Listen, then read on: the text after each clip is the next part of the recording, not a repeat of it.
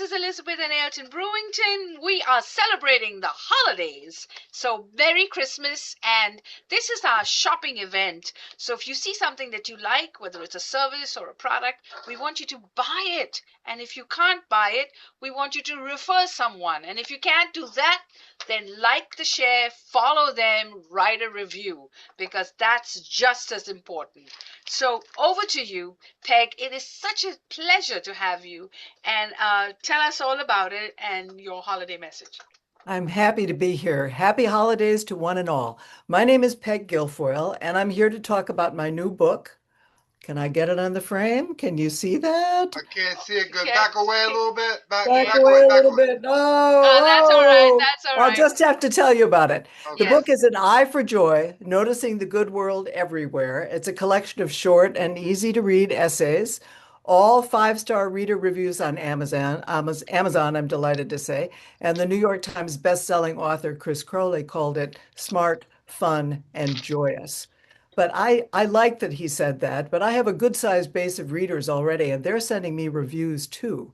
So FL, thank you, Francie, calls it the perfect piece for a world that needs more joy. A great read for start to finish. A woman named SB, Sandy, said, it will help you find more joy in everyday life. And who doesn't need that right now? And AL gave them as Thanksgiving gifts and says that everyone has been texting me about how much they loved it. Now, essays can, of course, be about anything, and this book demonstrates that amply, finding joy in nature and in travel, and especially in people. The joy of human interaction, I deeply believe, however small or sporadic, reminds us that connection and stories are what knit the world, this splendid and complicated world, together, and always will. So I'm going to read for just a minute to give you the flavor. I'll read from the prologue. This is a book, said I, about the impulse to wonder, the practice of noticing, and the inclination toward joy. When my children were small and we gathered at the dinner table, I often made a little maternal speech. Tell me one thing, I would say, that you saw or heard or thought or learned today that was beautiful or funny or interesting or new. It was a way of talking, yes, and getting them to talk. But I also wanted them to learn a kind of perception. I wanted the beautiful or funny or interesting or new things to pop out from the background, surrounded by a little glow, a little buzz, and lodge themselves in their consciousness. I didn't want them to miss the wondrous details that are enmeshed in the daily rush of the world as it comes at us. And I don't want to miss them either. So often, sometimes multiple times a day, I make the same speech to the universe on my own behalf. Come on, universe, show me one thing. The more I ask, the more it shows me joy, surprise, wonder, everyday beauty, everyday sustenance, and hope, faith in humanity, in all its wild diversity and clamor. I've found that one's eye sharpens for the lovely. Soon you see it everywhere. Joy is everywhere. The good world is not always pretty, but it's beautiful and big, bracing and bright. To pay attention to it is a life-saving practice, and anyone can do it. Our difficult world is also a good world, full of humanity and kindness, and joy is around every corner, lifting our spirits and providing illumination to the dark. I'm going to close with just another short reading. Remember how I said that essays could be about anything at all?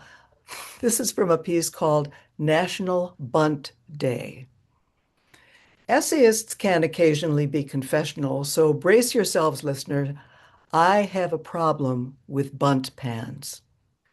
In the years of home-based volunteerism, there are many situations in which one brings food to a gathering, committee meetings, celebratory gatherings, teacher gifts, children's parties, graduations, memorials, retirements, welcome to the team, farewell, and best wishes.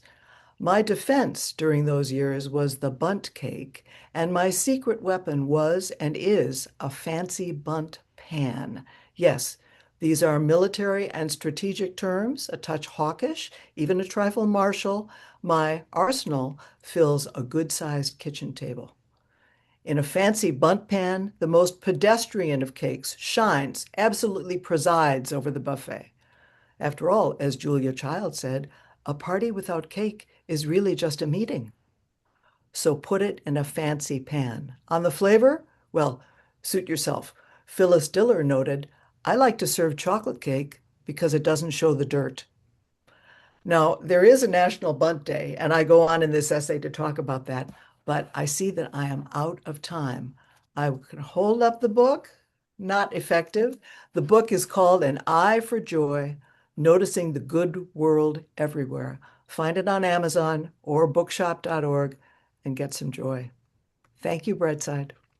That Thank was you. great. That was That was great. good. We actually have a book club, and I really need you to come to that. We do it every month, and we have authors, and we do promotions for books and everything. So I'd love to Oh, I'd catch love up to do that. with you. Yes, count Yes. me in. I'm definitely Yes, in. yes. I So love I'll it. do an interview with you, and then we'll bring you in a big way because that was a beautiful reading. So Yeah. thank you so much.